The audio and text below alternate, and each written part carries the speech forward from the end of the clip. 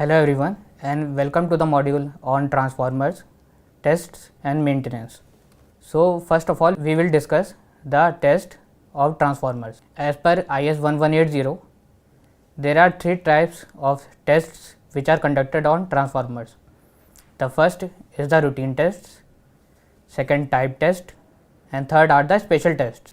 Routine tests are mainly for confirming the operational performance of a transformer. It is carried out on each and every transformer. So the routine tests are as follows: measurement of winding resistance, measurement of voltage ratio, check of phase displacement, measurement of short circuit impedance and the load losses, measurement of no load losses and current, dielectric routine test, measurement of insulation resistance, tests on load tap changers. That the second category of test is the type test. In type test, they are carried out for confirming the basic design expectations of a transformer. They are only done on a prototype and not on the all units manufactured. The type test are temperature rise test and the dielectric type test. Next, we have the special test. The special tests are done as per the consumer requirements to obtain useful information which is required by the user during the operation and maintenance of the transformer. The special tests include measurement of capacitances between windings to earth and between windings, measurement of zero sequence impedance of three phase transformers, measurement of acoustic noise levels, measurement of harmonics of the no load current and dielectric special tests. So first of all we will see the measurement of winding resistance. The measurement of winding resistance helps to determine the I square R losses in the transformer, and by knowing the value of winding resistance we can calculate the winding temperature at the end of the temperature rise test of the transformer. So how do we measure the winding resistance of a transformer? We do this by using current voltage method. In this method, test current is injected into the windings and corresponding voltage drop across the windings is measured. Now by simply applying Ohm's law, we can calculate the value of resistance. In the above two figures, you can see that the first figure corresponds to that of star winding and the second figure is of the delta winding. On the HV side, the value of the winding resistance will be in ohms, while on the LV side its value will be in milliohms. Next, we have the voltage ratio test or the turns ratio test. For ensuring proper performance of a transformer, voltage and turns ratio test is one of the most important tests. In this test, first the tap changer of the transformer is kept in the lowest position and the LV terminals are open. We then apply 3-phase 415 volt supply on the HV side of the terminals.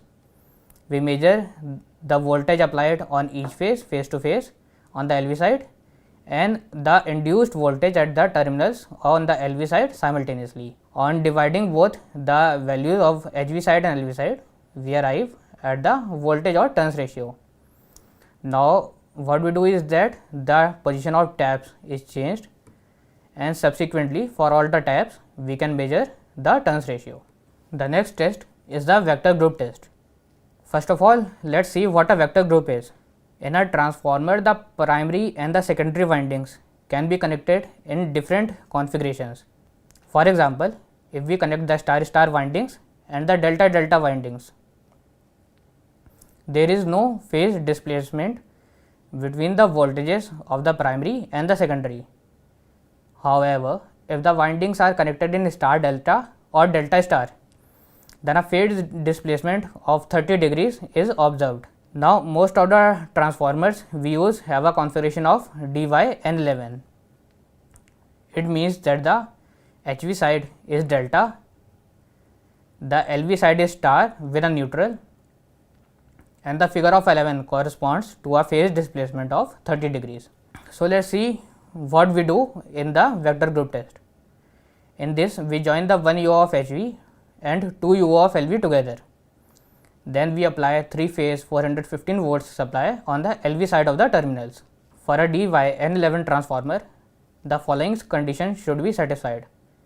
The first is that 1V 2W should be equal to the 1V 2V, as we can see. Secondly, the value of voltage between 1W 2W should be less than 1W 2V. The third condition is that the voltage between 1V 2W should be less than 1V and 1U. If the above three conditions are satisfied, then we can say that the transformer is of the configuration DYN11. Knowing the vector group of a transformer is very important for parallel operation of transformers. In parallel operation of transformers, the vector group of both the transformers being operated in parallel should be same. If the vector group is different, then as soon as the transformers are energized, a short circuit will occur. Then we have the short circuit test on the transformer. In short circuit test, the LV side of the transformer is short circuited. Since the LV side is short circuited, on the HV side we apply only 5 to 10% of the rated voltage with the help of an auto transformer. We increase the voltage on the HV side till we increase the voltage on the HV side till we get rated current in the ammeter. Now we can see that since the LV side is short circuited, all the instruments are placed on the HV side.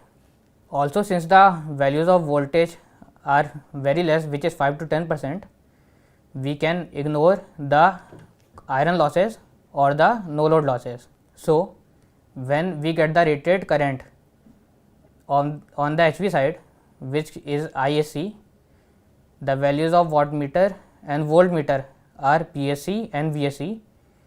We can find the percentage impedance of the transformer. So, which is nothing but R equivalent equal to PSC upon I square, Z equivalent is equal to VSC upon I. The PSC comes out to be copper losses, which is I square R. So, from here we get the percentage impedance of the transformer. The percentage impedance of a transformer has a major effect on the system fault level. Higher the value, lower is the fault level. However, we cannot keep increasing the value of the percentage impedance. If the value of percentage impedance is increased, then there is a voltage drop on the LV side compared to the HV side. So, having a higher value has both positive effects and a negative effect. So, the percentage impedance of a transformer must be precisely selected so as to maintain a proper balance between the fault level and the voltage regulation. As per IS 1180, for transformers up to 630 kVA, the value of percentage impedance is around 4.5%. For transformers of rating 1000 kVA to 1250 kVA, the percentage impedance is 5%, while for transformers of rating 1600 to 2500 kVA, the value of percentage impedance is 6.25%. Now, we come to the open circuit test of the transformer. In the open circuit test, the HV side of the transformer is open circuited, while on the LV side rated voltage is applied. We can see that all the measuring instruments are placed on the LV side. From the readings of voltmeter, ammeter and wattmeter, we arrive at the values of VOC, POC and I naught. I naught here is the magnetizing current or no load current. So, from this we can find the values of RC, which is equal to VOC square upon POC, the value of phi, which is cos inverse POC divided by VOC into I naught, and therefore X naught reactance comes out to be RC upon 10 phi. Now, we will see two kinds of dielectric test on the transformer. Dielectric tests are a kind of insulation test. It is performed to ensure that the overall insulation strength of the transformer. So, the first test is separate source voltage resistance test. So, by looking at the diagram on the right, we can see that for HV high voltage test, the LV windings are connected together and are also connected to the earth. The HV windings are connected together and given 28 kilovolt single phase supply for 1 minute. To conduct the high voltage test on LV side, the HV windings are connected together and earthed The LV windings are connected together and given a 3 kV single phase supply for 1 minute. The test is assumed successful if no breakdown in the dielectric of the insulation occurs during the test. So, this test basically checks the insulation properties between the primary to earth, secondary to earth, and between the primary and the secondary windings. Next dielectric test we have is the induced over voltage test. It is also called double voltage double frequency test. In this test we apply double the rated value of voltage on the LV side. Now, since the value of voltage is doubled, to prevent the core from saturation, we increase the frequency. It is also doubled, and the double value of frequency and voltage is applied for 1 minute with HV winding open circuited. So, it is again a stress test for the insulation. Here also, if no failure occurs of the insulation, the test is assumed to be successful. Also, the 3 windings will show equal amount of currents. In addition to the above 2 dielectric tests, there are also other types of tests which can be conducted to check the insulation of the transformer, such as the lightning impulse test, the switching impulse test, and the partial discharge test. Next, we have the insulation resistance test. This test is carried out to ensure the healthiness of the overall insulation system of an electrical transformer. The insulation resistance tests are made to determine the insulation resistance from individual windings to ground or between the individual windings. While conducting the test, it should be made sure that the tank and the core are grounded, all the HV side bushings are short circuited, all the LV side bushings and the neutral are also short circuited. Now, the resistance measurements are made between each set of the windings and the ground. The windings that are to be measured must have their ground removed to measure the insulation resistance. So, from the diagram we see how we can measure the insulation resistance with the help of a megger. We measure the resistance between the HV windings to earth, the LV windings to earth, and between the HV winding and the LV winding. The value of these resistance comes in mega ohm. Next, we measure the breakdown voltage of the transformer oil. The test is performed to measure the dielectric strength of the oil. As per IS, the minimum breakdown strength of transformer oil should be greater than 30 kilovolt. Now, we will talk about the transformer maintenance.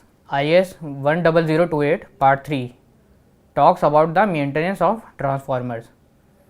In this diagram, we can see the various parts of a transformer: the conservator tank, breather, the main tank, LV bushings, cooling fins, drain of valve, and the tank cover. Now, we will talk about the factors which affect the life of a transformer. Now, first of all, we will see the effect of moisture.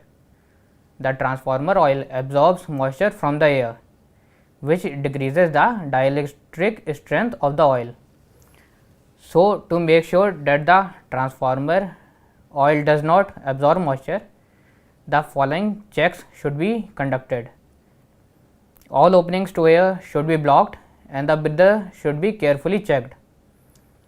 It can be seen that if the silica gel turns from blue to pink, it indicates the presence of moisture. When the silica gel is in pink condition, it should be dried up in the open sun or be replaced by a new silica gel. Then we see the effect of solid impurities. The dielectric strength of the transformer oil decreases significantly due to the presence of impurities. Transformer oil should be filtered at regular intervals. Also, new oil should be topped up to increase the dielectric strength of the oil. Also, it may be noted that oil functions as a cooling media for the transformer. Therefore, transformer oil level should be checked regularly. All the leakages should be repaired as early as possible. The fins of the transformer should be cleaned periodically so that there is no rise in the temperature of the transformer. The transformer tank and the other parts should be inspected periodically for any rust. If there are any rusted portions, they should be cleaned thoroughly and painted. The bushings of the transformer should be clean and should be examined for any cracks. All the connections made to the transformer should be tight. If they appear to be blackened or corroded, then the connections should be undone, cleaned down and then refixed properly. Also, apply a heavy coat of greasing. Now, we will see what are the functions of the Buckles relay. Buckles relay is also called the gas actuated relay. It is fitted between the main tank and the conservator tank. So, when an internal fault occurs, different gases are released from inside the transformer. Around 9 different kinds of gases are released based on the fault. About 9 different kinds of gases are released based on the fault. The analysis of these gases is called dissolved gas analysis. So, by analyzing the amount and type of the gas, the fault can be located. Next, we are talking about the explosion vent. Explosion vent is nothing but a bent pipe with thin aluminum diaphragms at both the ends. The purpose of explosion vent in a transformer is to prevent damage to the transformer tank by releasing any kind of excessive pressure generated inside the transformer. The diaphragm which is fitted at the exposed end of the vent should be inspected at frequent intervals and replaced if damaged. Failure to replace the diaphragm quickly may allow the ingress of moisture, which will contaminate the transformer oil. So, if it is broken because of a fault in a transformer, an inspection should be carried out at the earliest to determine the nature and the cause of the fault. Now, we will talk about some daily check and maintenance schedules which are to be followed for a transformer. The oil level should be checked in the conservator tank. Oil leakages, if any. The sound coming out of a transformer should be observed. Hourly readings should be taken for currents and voltages to see if there are any abnormal spikes. Also, the counter reading of OLTC should be taken. For quarterly checkup and maintenance, the transformer should be cleaned properly. Checking the OTC mechanism step by step, tightening the HV and LV connections, checking the gas which was collected in the Buckles relay, balancing of load and dehydration of the silica gel. Next, we see the yearly checkup or maintenance of the transformer. We have to carry out the breakdown voltage test of the oil. In any case, it should come out to be greater than 30 kilovolt as we have seen. Measurement of insulation resistance, measurement of the resistance of earth pits, the protection checkups and alarm and trip circuit checking of OTI and WTI. So, thank you everyone. That was all from my side. Have a great day ahead.